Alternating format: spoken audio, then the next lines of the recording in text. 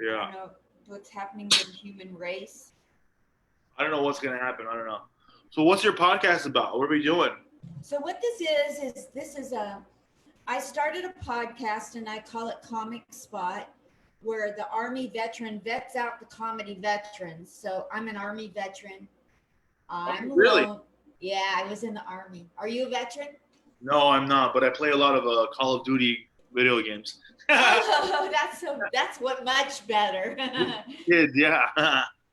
And so I love checking in on comics because artists, we get depressed. And if we're not considered essential, allowed to work and make money, I got two pensions coming in. I got nothing better to do with my time and money than to make sure comics are okay. Oh, that's So nice. so at first I was paying everybody to come on here, and then that got way too crazy. And every once in a while I'll toss money at somebody, but like I just want comics to be able to communicate to people and say what they're going through. And like when you go, no offense, not, I don't mean your club, but let's say Jimmy Kimmel's, you go to his club. I stood outside for an hour one night and people would walk up and they'd look at a board and they didn't know what comic to go watch and they'd walk away. And so I feel that people will only buy if they know, like, and trust you. And this is just another way that people can get to know, like, and trust That's comics. nice. That's really sweet of you. That's great. Yeah. I'd live under a bridge to do it. I would.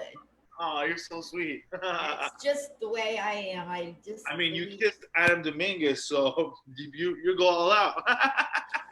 that started a thing where now when I'm out in public, all the comics here in Vegas want to kiss me and get a picture. That's great. That's awesome.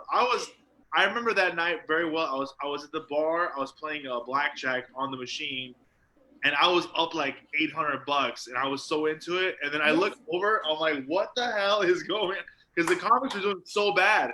It was such a bad show, and I was just like, I felt bad for them. I didn't want to watch. And then I just look over, and there's a kiss, and I'm like, this is awesome.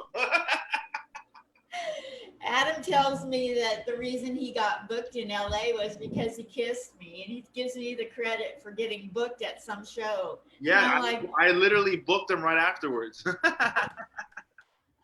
I'm like, that was awesome. I actually posted that picture on my Instagram. did you really? Yeah, That is, I'll tag you on it. yes, please. That would be so awesome. You guys, welcome. Come on in and have a seat. It's not like a wedding. You can sit, if you came here to listen to Jack, you can sit next to people that came to sit and listen to me. It's all good. So this is Comic Spot, in case this is your first rodeo. And that's where this Army veteran, who's a little Michigana, has this podcast to check in on comics so they can have a voice, so you can know, like, and trust them. Yeah, And today we have the amazing Jack Jr., Jack Assadourian Jr., yeah, Haha Club of LA. He's the yeah, family guy. yeah. And I have all kind of things that he is all about. I want to read them to you here. I'm stalling while I find them because I'm like so slow. Jack, comedian Jack Assadourian Jr. He's as seen on Amazon, Epix, NBC Stand Up, heard on Sirius, XM Radio, Nohocomedyfestival producer. Even I think that's the one that you produced for Harvey's in Portland too. No, that's not. Different one. Different one. So he's a show producer. He's been all over everything. Yeah. He's serious about comedy. He's so serious about comedy. He's been on Sirius, you guys. Yeah. OMG. And he has a podcast. It's called, you better watch it. You better click, like, subscribe, and all that stuff. It's called, where did it go? Comedy Club Confessions. So welcome, Jack Jr. Woo! Woo! Hi, Jack. Hi. Hey. So are we on like Facebook Live right now? We are. No way. Wait, is that okay with you? That's fine. Did you tag me? Maybe I can add it on mine. Am I I tagged? did. I tagged you, but you might have to go to my Facebook and share it. I'll give you a second to do that because we might not be friends on Facebook, just on Insta. Oh, I don't know. I have to delete somebody. I'm full. Like I just added you. I requested you right now. Let me go Oh find look, you. we are live. I just shared it. Okay, now boom. Now it's on my page. Cool. Yeah. Yeah, baby, we got it. Perfect. So first thing, big white elephant in the room. Tell me about why you chose Charlie Chaplin and Lucille Ball to be on your wall. Actually, these are paintings that a comedian did. One of my buddies, his name is Brady Matthews, and he actually he had these for sale, and I wanted to support him. Brady Matthews is a very very funny comedian, and he's talented. But he also I bought this one, and I wanted something similar to this. I wanted this one to be like the same, right? But he told me that he was on drugs when he did this one, and I love this one. But he's sober on this one. So you notice the difference? Yeah, man. But they're both great. They're both great paintings, and I love Brady. Look, check it out. It's Charlie Chaplin on an ice cream cone. No way. That's so This is cool. an ice cream cone with a cherry, and then there's just it's so great. I love it. You know what? Lucille Ball is in the shape of an ice cream cone too. Oh, she is. Oh wow, I didn't notice. Oh shoot, yeah. Is that weird? But I've always loved Lucille Ball. She's probably one of my top favorites. And Charlie Chaplin, just come on, to be funny with no sound, it's pretty amazing. I was just on a geriatric comedy writing thing with a lady that's a writer for the late night. She helps seniors, and we were all trying to come up with an up-to-date version of the Lucille Ball show, and we were throwing in ideas, Yeah, I thought it would be really cool to have, the whole show, and then at the end reveal that Lucy and Ricky were played by the children. Oh, wouldn't that be cool? Great. That would be really cool. Yeah. Yeah. That was kind of fun doing that today. So talk to me about your early childhood. You're funny. I've seen you at your Christmas party. Your dad and your mom let me come in from Harvey's. Yeah. So how early? My early childhood, like growing up. Yeah. I mean, when I grew up, I was just a regular asshole kid, I used to drive my parents crazy. Always, I was the youngest. I had two older sisters. I would always annoy them, and I was very into sports. I played soccer, basketball, and my father always. There was no after school hanging out with your friends. It was always go to the club. So I grew up a lot in the club, watching, learning. Not comedy. At the time, I was like washing dishes and making margaritas. I was like 11 years old. I was like always working. My dad really made me work since like as a like child labor, but it's it's a family business. So that's how it always is. A lot of people think that we had the comedy club forever and I'm some spoiled little kid. No, the comedy club wasn't originally a comedy club till the early 90s. It originally was just a Mexican restaurant in 1987. Wow. And it became a comedy club in the 90s. I grew up around comedians. Never wanted to become a comedian. I was just around it a lot. All my friends were comedians. They were a lot older than me. When I got older, I moved out of the house at 19 years old. I got my own apartment. I literally had 3 jobs. I was working at T-Mobile and on Champs, and I was a basketball scorekeeper. And then I started partying a lot. I started dating, got to go pregnant, had a kid, got a divorce. Then that's when I started doing comedy because I needed like therapy because the divorce and the kid and all that. And I asked my father for advice. I was like, hey, Dad, I need help. Money for therapy. Can you help me? And then my dad's exact words were, are you crazy? You know how expensive therapy is? He goes, go on stage and go cry. Oh, how cool. So that's how I became a comedian. My dad was kind of pushed me into going on stage, my friends, and then I've been doing comedy for 11 years now. How did you get so freaking funny? Because I saw you at the Christmas party. Your material is so good. Oh, thanks. I don't know. It's just all life experiences, and I've always said surround yourself with funnier people than you, and that's how you become funnier. You know, a lot of comics hang around comics that aren't as funny, and I feel like they don't grow. So I always like to surround myself with very funny people, and I always have really good energy, and I always try to make the best out of everything. You know, if you're in a bad situation, try to find something fun out of it and just be happy. You know. Absolutely. That sounds fabulous. So, when was the very first time you got on stage? How nervous were you, and how did the first time go? The first time I went on stage, it was by accident. I was running the open mic. I was the bartender at the club, and I would always write jokes on pieces of paper and then give it to my friend Vincent Oshana or Damon Wayans Jr. I'm like, hey man, go try this joke. Go try this joke.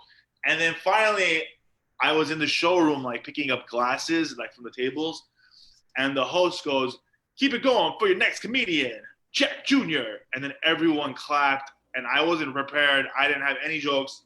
And I went up there so nervous. I had a hand in my pocket. I was looking up. I was stuttering. I was slurring. It was so bad. I just I never did it again for like a year. It was awful. And then I went up again. It wasn't an open mic. It was a real show. I went up to San Diego with my friend Vincent Oshana. He was headlining, and he goes, "Hey man, the opener's not here. Can you go up and do some time?" So I said, "Sure." I went up there, and I was just having fun, talking shit, and that was it. That's when I was hooked, and I took it seriously. What? Okay, so you've been about.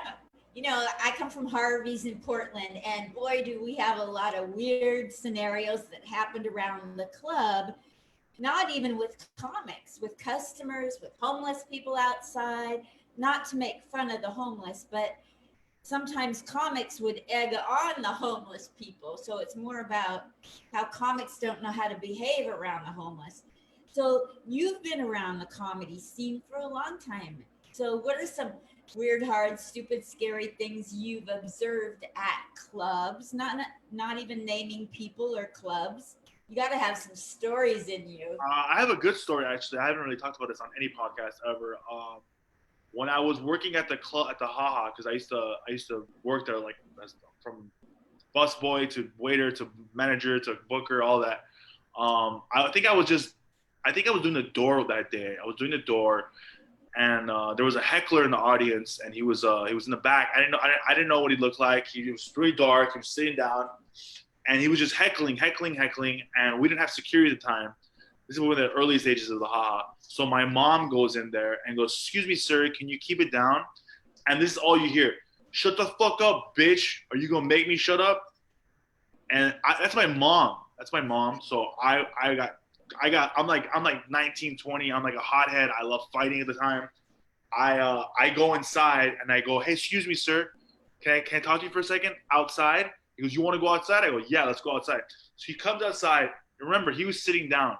He stands up. He's 6'4", 300 pounds. He's humongous, right? He comes outside and he just chokes me. He's choking me, and I'm trying to like hit him, break him up. None of the comics are doing anything. They're terrified. I end up blacking out. I blacked out. The cops came. The guy got arrested. He was an ex-con that wanted to go back to prison. Isn't that crazy? You are so lucky to be alive. Oh, I know, yeah. I was a banker for 20 some. That's probably a really crazy story. I haven't told anyone that story. So I'll tell you one equally nuts. I was a banker for 24 years. No, you were an army and a banker? What haven't you done? What? What haven't you done? I know, right? Who haven't I done? No, who hasn't tried to do me? I was one woman among 2,000 men on my post. So who hasn't tried to do me?